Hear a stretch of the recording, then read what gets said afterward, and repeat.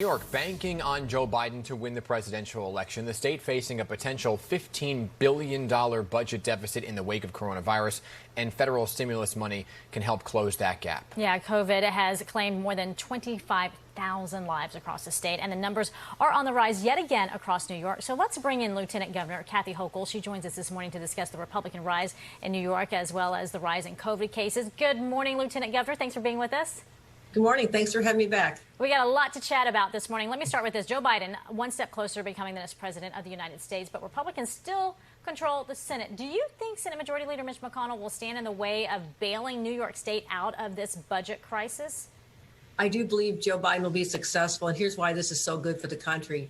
Joe Biden is an experienced negotiator, a legislator. He came up through the Senate. In fact, when I was a member of Congress in a Republican House of Representatives, Joe was the vice president. I saw him come over across the aisle, know how to make the deals happen. So if anybody knows how to handle this, the divided government, he has had the lifetime of experience. And that's exactly what we need right now, a healer, a uniter, and someone who knows the legislative process to make sure that states like New York can get help from a stimulus plan, because we have no other alternatives. And there's a lot of red states as well, Republican states, that are figuring out that they also need help from the federal government. So I think that's the recipe with Joe Biden as president that's going to be successful for the state of New York to help us get out of this budget hole. He definitely knows Mitch McConnell very well, as they've worked together for decades, in fact. So that is a good point. Yeah, I think that's a point that many people maybe didn't realize, that it was during the Obama administration. It was Joe Biden who really was reaching across the aisle, working with many Republicans. Speaking of Republicans, Lieutenant Governor, they won some key races across New York State in our area. Is that at all sending some shockwaves through Albany about what that could mean for legislation here in the state?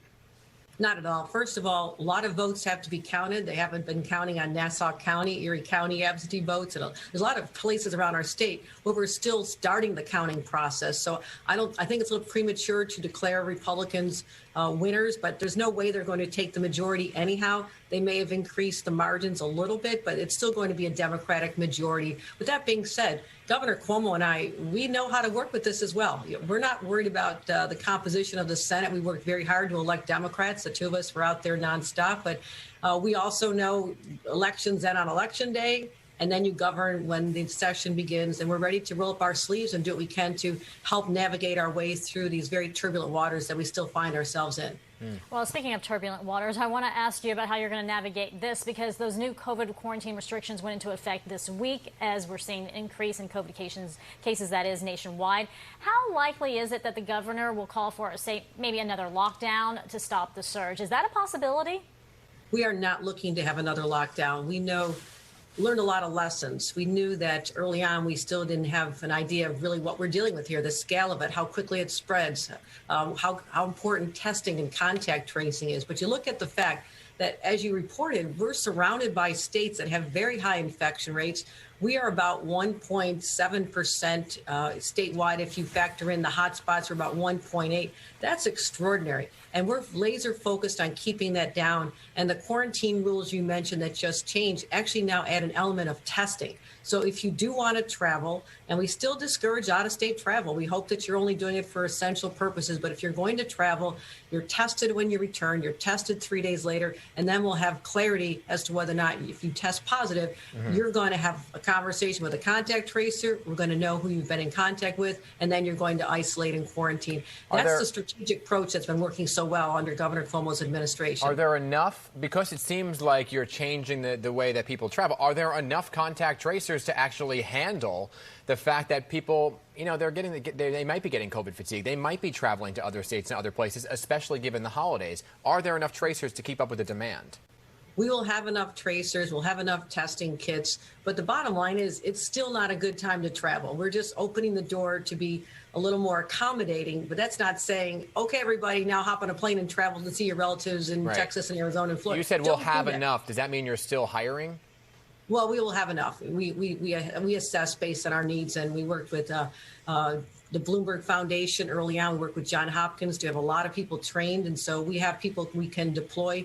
And also, we've done more testing than any state in the nation. Yesterday alone, 141,000 tests were administered. So this is an area we know what we're doing. We've excelled at it, and we're going to make sure that we get this right. All right, so before we let you go, I want to ask you, Governor Cuomo says New York is perhaps one step closer to legalizing marijuana. How soon can we expect lawmakers to perhaps vote on this? And is that going to be key to this deficit? I mean, is there any way out without it? It's an important element toward the opportunity to get out of the deficit, but I will tell you, we are still very much hoping and expecting that Washington will understand that this was a national crisis, that we're going to need help from the federal government to help fund our first responders, our teachers, our healthcare workers.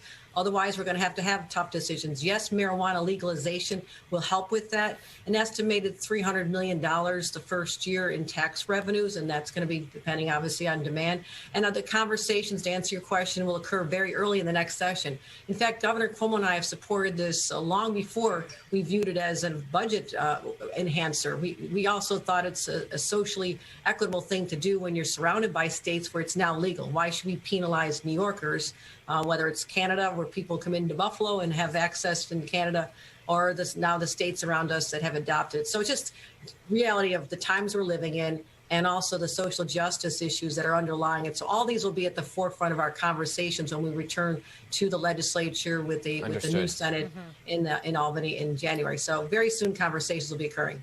All right, Lieutenant Governor, thank you so much for joining us. We do appreciate it. Always appreciate you coming on. You could always let Governor Cuomo know he's welcome on the show anytime he wants to come on with you. A joint appearance, maybe. All right, will do. Thank you. Thank you.